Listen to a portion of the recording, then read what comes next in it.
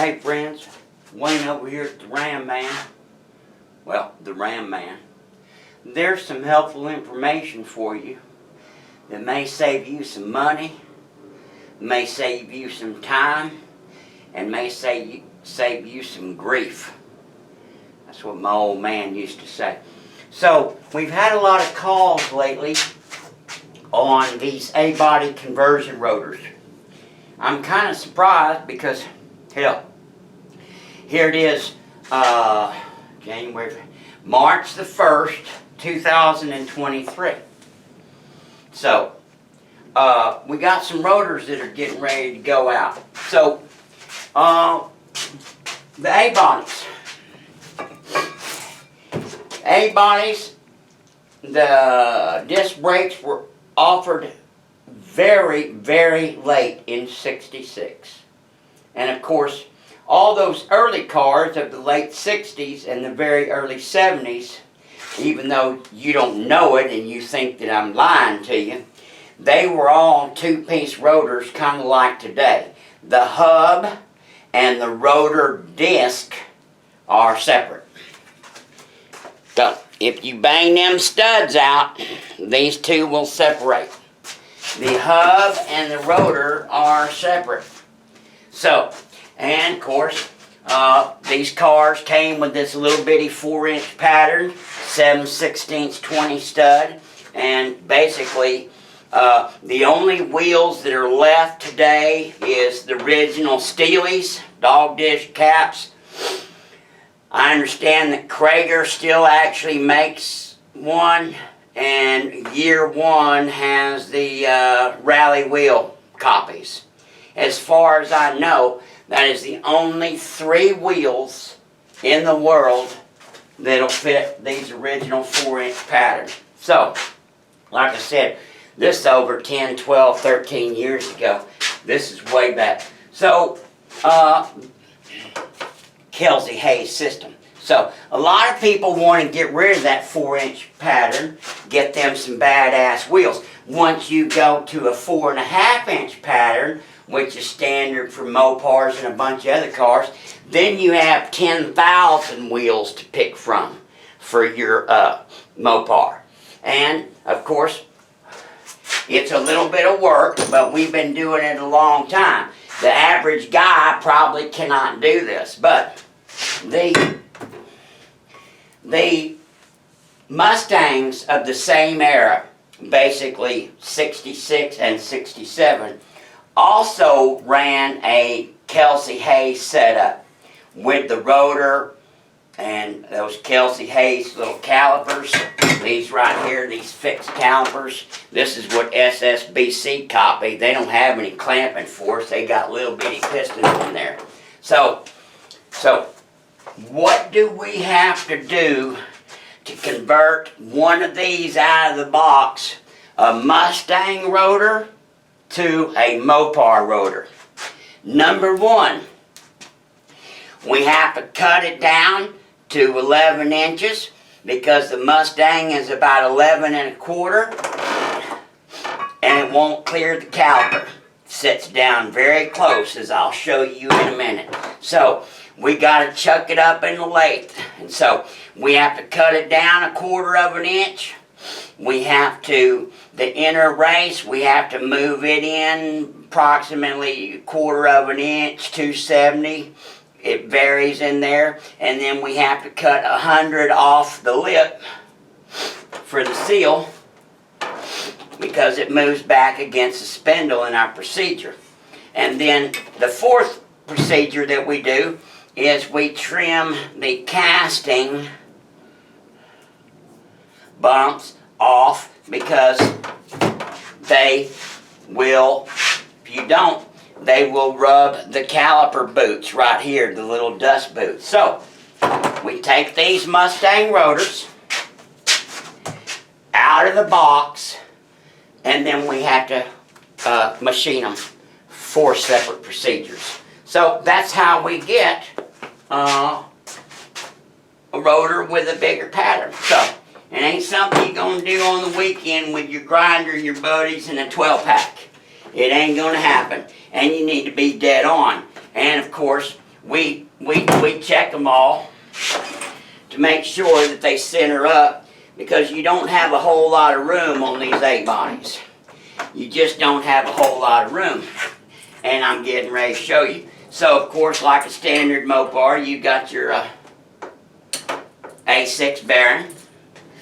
And, oh, well, hell, I'll do this. We also have these in drilled and slotted. You can see.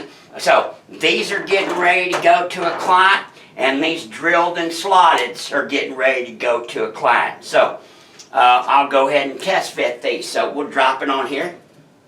So, that's why we say that you don't have to do anything. You pull your 2-piece rotor off, and you slide these on, and voila. So, you're actually doing 2 cool things at the same time. That's one of the cost-benefit ratios. So, number one, you're getting a new rotor, because if you've got original rotors on your A-body, they are probably fucking shot. So you're getting a brand new rotor, and you're also getting away from this 2-piece design. The early 2-piece designs, sometimes they talked about them warping unevenly. Anyway, rumor mill out there. So you're getting a new rotor, and you are converting over to a very strong 1-piece rotor. So, and you're getting your pattern changed.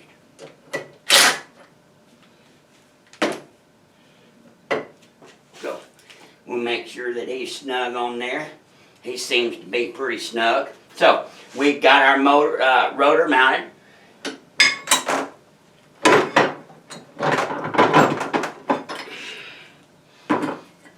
And of course, we'll move it on around. We need to bolt up our caliper real quick.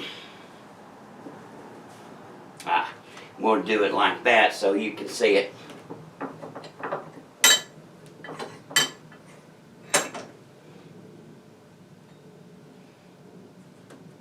There's where our caliper goes, right?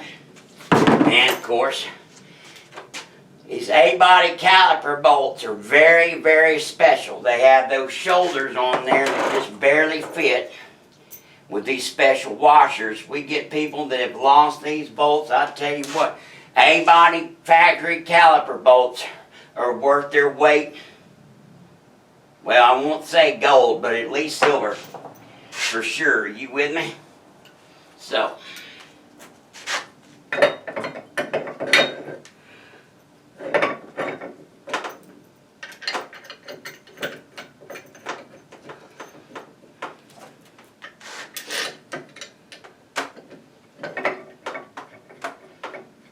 make sure these are started.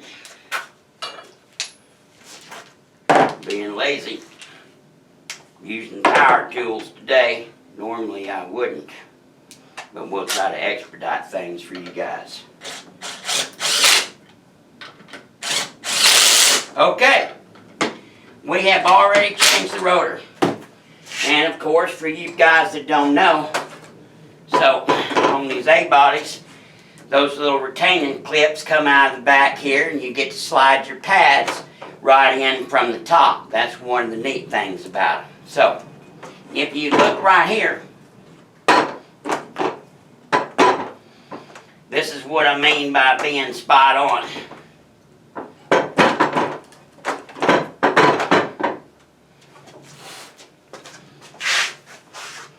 If you notice, you have a very, very small gap. And that's why you have to cut them down to 11 inches. And that rotor needs to be, of course, right in the middle of that caliper slit. And they don't leave a whole lot of room to play around. So, depending on how you do your race, if it ain't dead on 10 or 20 thousandths and the damn rotor's off, and it's hard to get your pads in or they won't go. So, like I said, this ain't some Mickey Mouse machining or whatever that you just gonna do on Saturday afternoon with a drill and an angle grinder. So that's what we do. So once again, 4 procedures. We take Mustang rotor, cutting from 11 1/4 to 11. We move that inner race in a certain distance, which makes it all work. We trim the lip. Because the lip is a little long, we trim 100 off of here. And like I said, we trim the sides of the casting bumps so that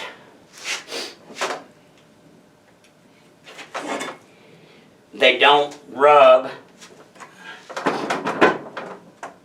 They don't rub the boots.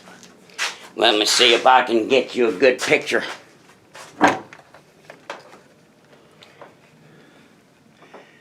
There's the rubber dust boots up in there. There you go. So, that's what we're doing. Now, typically, takes us a couple weeks to get them out. We ship probably 2 or 3 sets of these a month. It ain't no big mover. It's just one of the cool things where we get to help out Mopar people.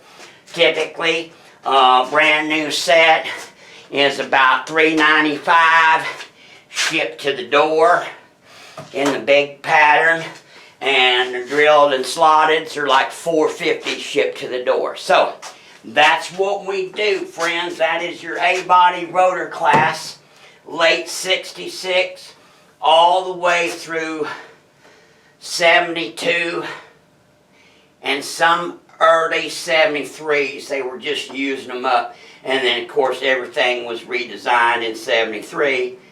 Different rotors, different setup, different calipers fixed with the sliding. Everything went cheaper.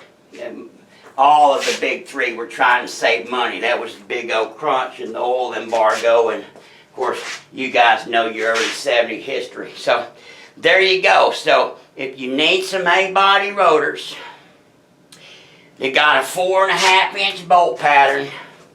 That's how you achieve it. I hope this has been helpful. God bless you. God bless America. And happy Mopar. Here's a set right now that we're getting ready to do. Right there. You can see we've already pulled the race out. So, we're doing our thing. Alrighty, my friends. Be good. Hope this was helpful. Bye.